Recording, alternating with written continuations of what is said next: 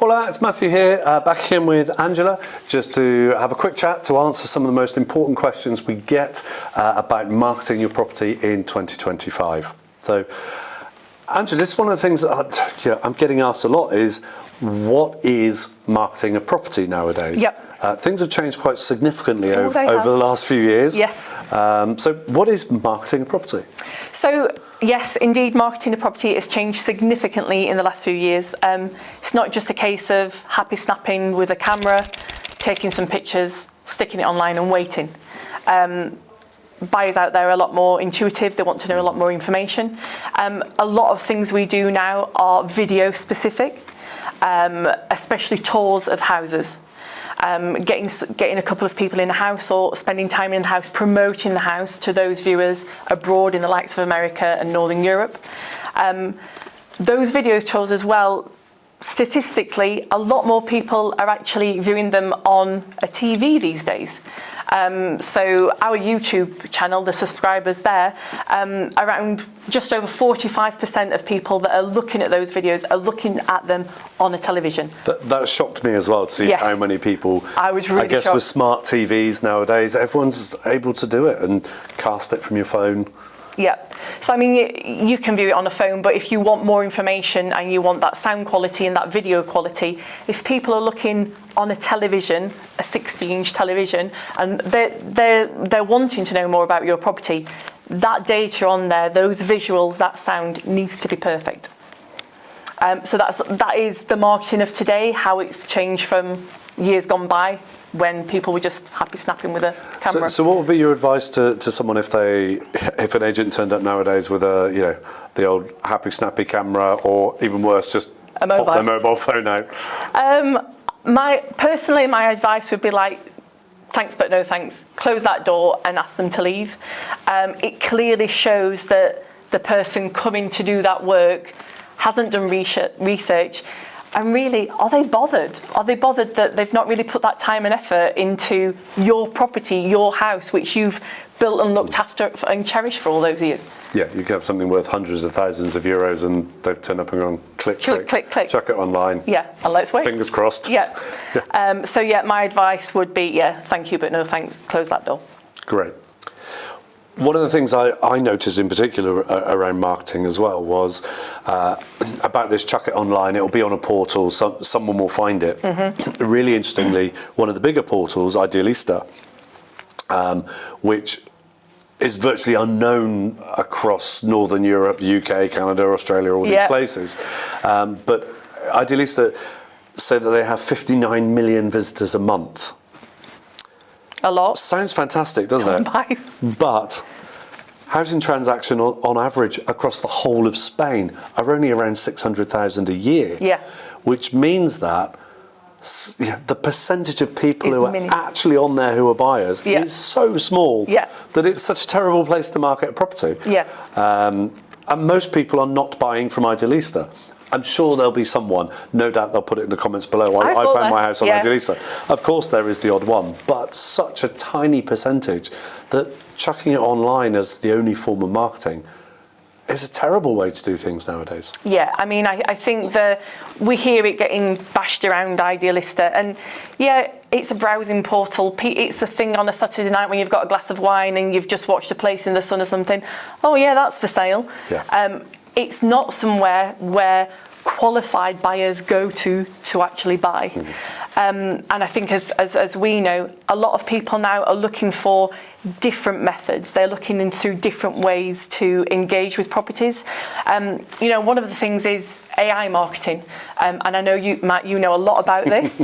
And it's a thing now that some agents are using. But it would be great if you could kind of just give an overview, because I know a lot of sellers ask about this and they're not too sure what it is. Okay, well, I mean, AI has been the big buzzword of the last couple of years, and as we go into 2025, it's going to be even more to the forefront, I think. I mean, the bottom line is, any agent who is not utilising AI at the moment is doing their sellers a massive disservice. It is my belief. Mm-hmm. There's out there are some people that like AI, some that don't like AI, but I think it's having an understanding of what AI actually is specifically in this environment. So AI, for example, is used across social media, across YouTube, across property portals, across Google for Google Ads. It is used a lot, and you can tell when agents are using it for property descriptions because of the language it's used is blindingly obvious. Yeah. And for that part of AI, it's very much about your prompt engineering needs to be extremely good to get the right results. Yeah. But in terms of property marketing, AI is fantastic for filtering data. So, for example, one of the ways that we use AI is for our targeted marketing. So AI will be analysing Google searches through our the back end of what we do with our Google marketing. Not just Google, it's used across various platforms, but that's the main one people know. Where it'll be looking and searching for people who, for example, have searched, I want a sea view apartment on the Costa Tropical. Right. Lots of people are searching that. But what our AI is doing is looking for people who are searching that and also looking at removals and also looking how do I get my NIE and also looking at various other factors. I'm not giving all our secrets away.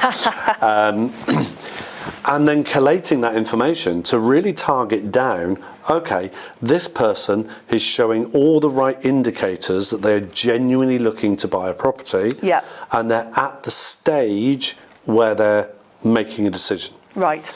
Then we can target the advertising for individual properties that fit their specific requirements directly to that potential buyer. Right. It means for the seller that we're able to focus the attention of their property directly on people who are specifically interested in their property. Right. For buyers, it means that they're not just getting bombarded with every property that's completely unsuitable for them. It's really focused and tailored to what they want. So it works particularly well for buyers and for sellers. This works in many other ways as well. So some recent examples where we've been using it have been in the digital imagery area, where if property needs work doing or it's got, for example, a dated kitchen, we can give an AI change of this is what it would look like with a Scandinavian style kitchen, with a traditional farmhouse kitchen, with various different things. And when we're working with buyers, we're quite often speaking to buyers who say, well, I really like this location, but I can't see past the blue bathroom, that sort of thing. And we can use AI just to redecorate the room for them in an instant and say, what does this look like for you? That's amazing technology. And I know I certainly have discussions with buyers that they say exactly that. I love it, but I don't like that red wall. It can be painted.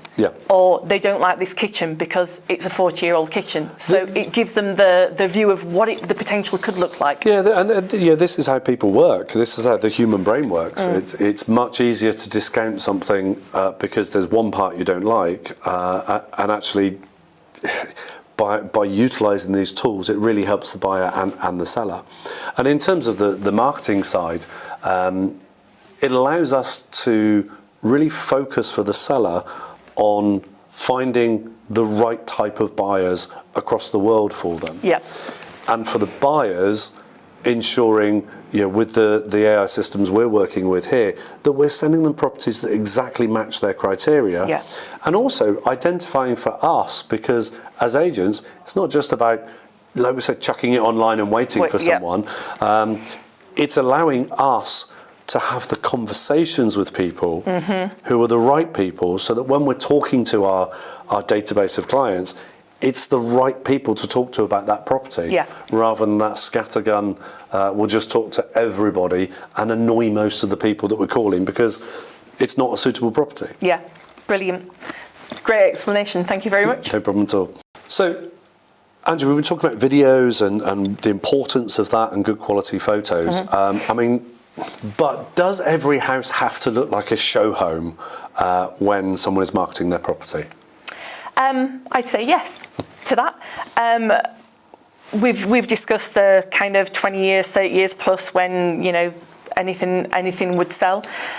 These days, people are looking for a clean, fresh appearance to a house.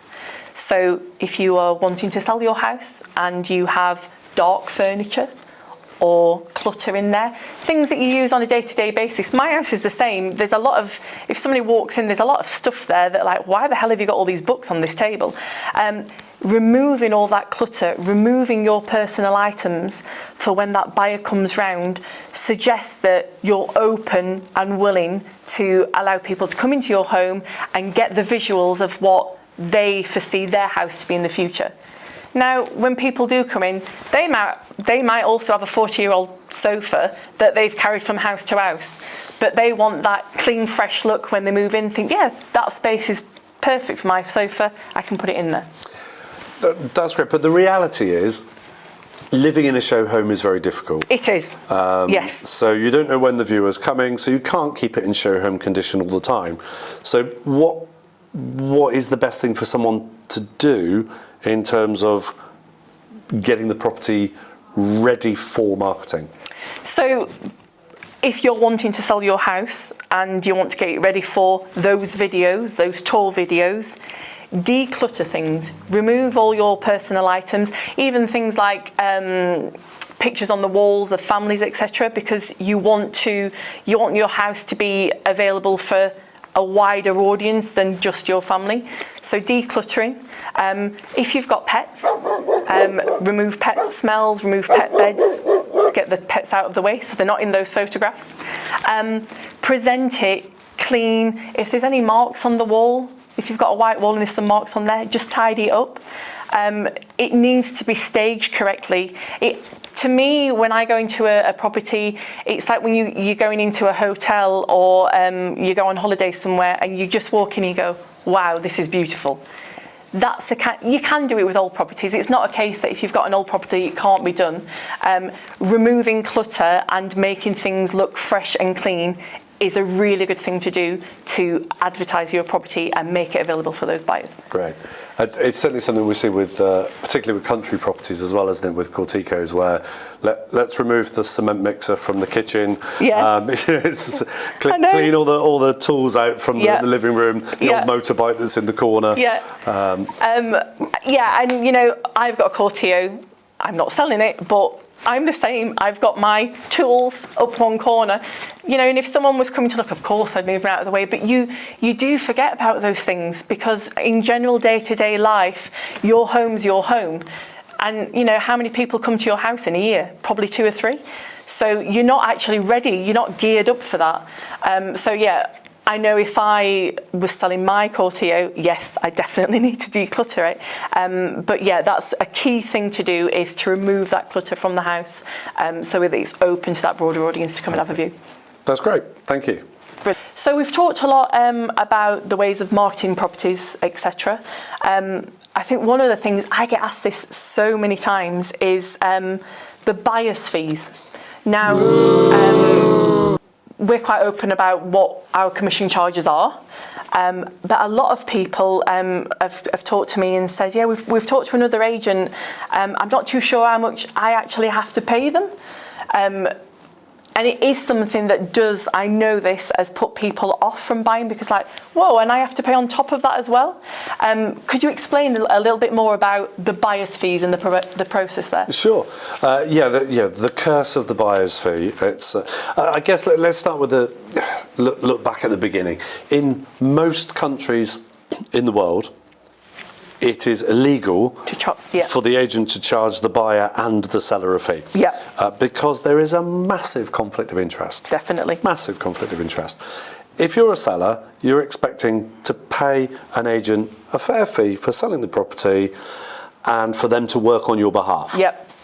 If you're a buyer and you're paying the agent a fee, you're expecting that agent to work on your behalf. Yep.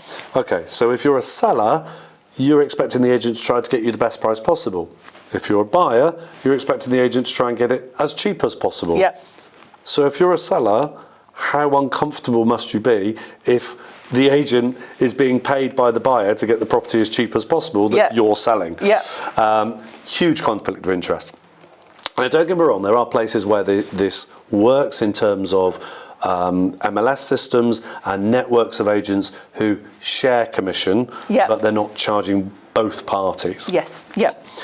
So it's also something that the less scrupulous agents out there will sell to the seller as a bit of smoke and mirrors thing of, and I've seen this. I had a case. I was talking to a client down in Salobreña the other day. They said, "Oh, but my agent is only charging me 3% for selling my property." Right. Mm-hmm. How much are they charging the buyer? Mm-hmm. Yeah. Oh, I don't know. Well, let's have a look. Yeah. So I looked on their website. I looked at their terms and conditions, and it said between 5 and 8% as a buyer's fee. Whoa. It's a well-known national agent who are well-known for doing this. Yeah. So I looked at the property and at 250,000 euros, right? That's quite a significant amount of money. Yeah. So you're getting into 8, 9, 10,000 euros that a buyer has to pay in addition. Yeah. So when they've got a budget, they're just taking that off of the amount that they can offer for your property. So one way or another, you as the seller are paying that fee. Yes. Yeah. So it's a bit of I'm trying to be polite here. It's basically a lie that that the agents, you're not paying that fee. You are. It's coming off of the seller's budget. The buyer's budget. In addition to which, if as a seller you have a capital gain, you can't use that buyer's fee as a deduction against your capital gain tax. Mm-hmm. But if you're paying a fair and equitable seller's fee, you can deduct that from your capital gains tax. Yeah.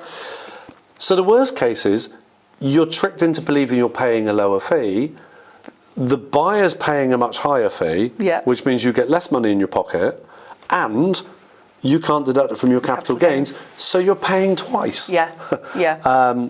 But at no point had the agent explained that to the seller that that's what happens. So, it's, as I say, there are circumstances. We work with a network of agents across the world and around Spain where what we charge, if another agent that we work with introduces a buyer that we haven't been working with because they have a relationship with, then we split that commission with them. Which is the fair and equitable way to do it. Yeah.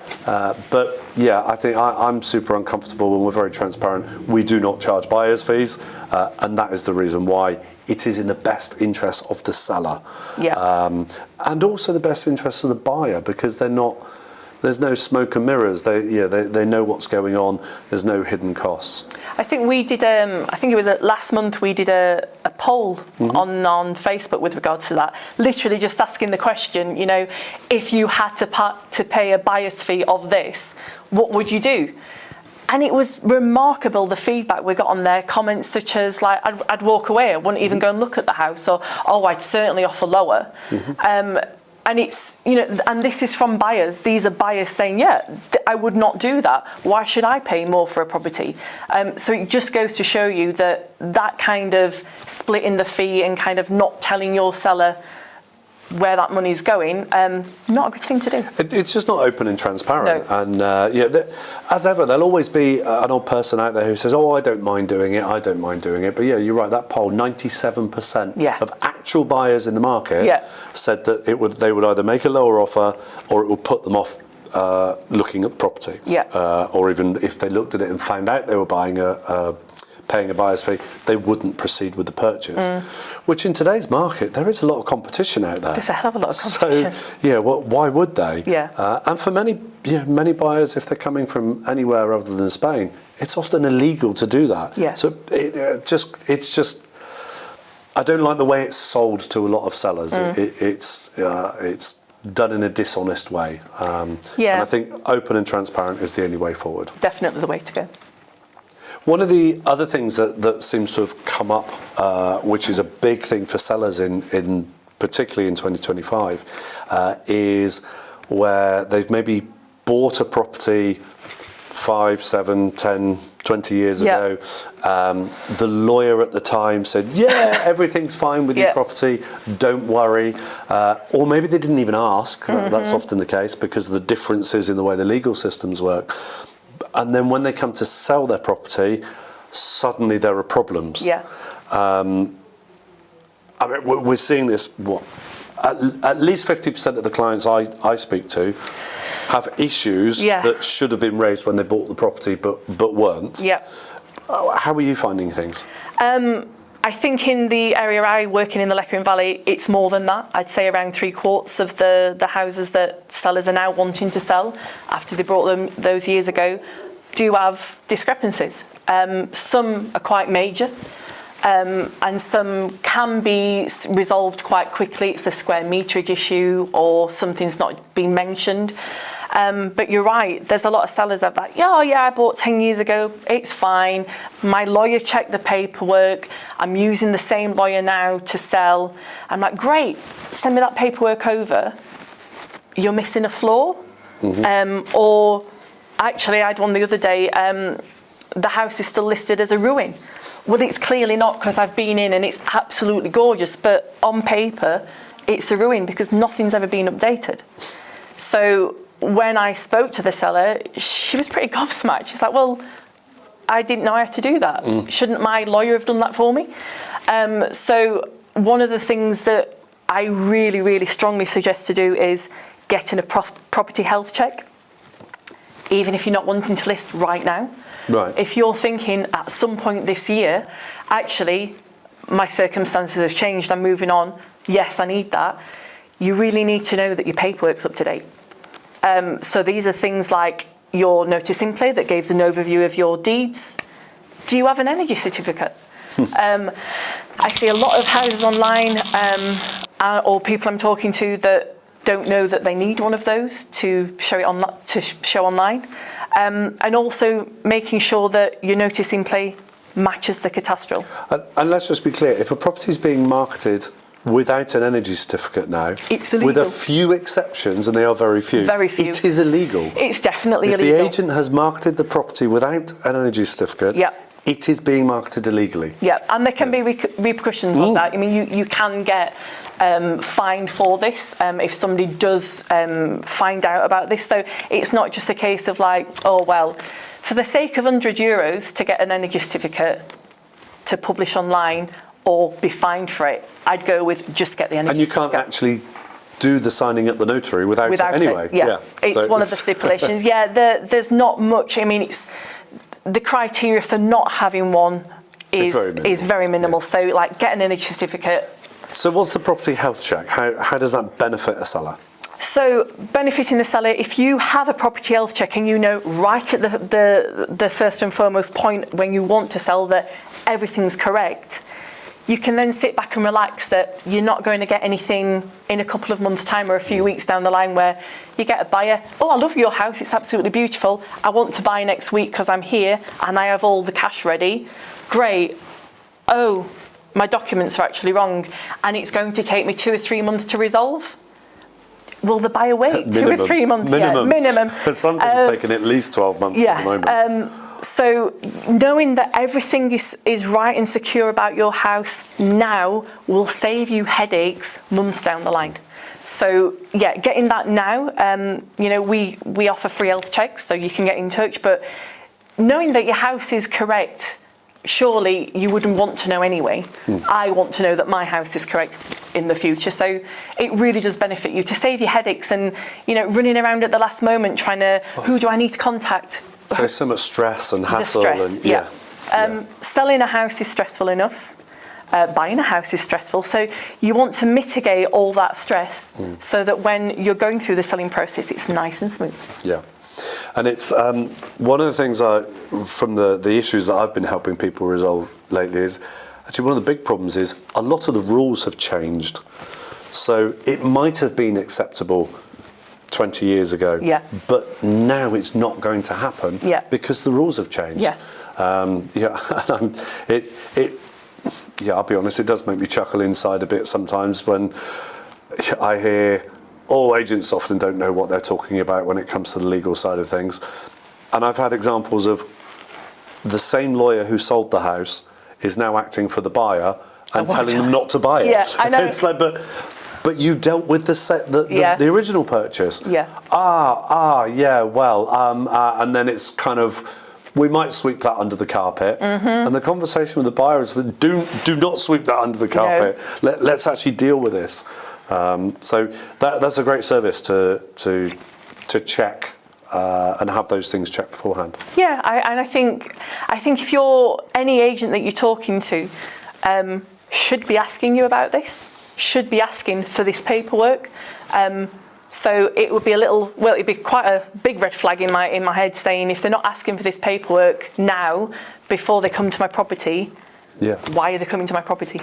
Well, if an agent hasn't looked at the escritura, looked at the notice simple, looked at the catastral, done various other checks, and I know we have a 40-odd point checklist of things, they can't give you an accurate valuation because they don't know the legal status.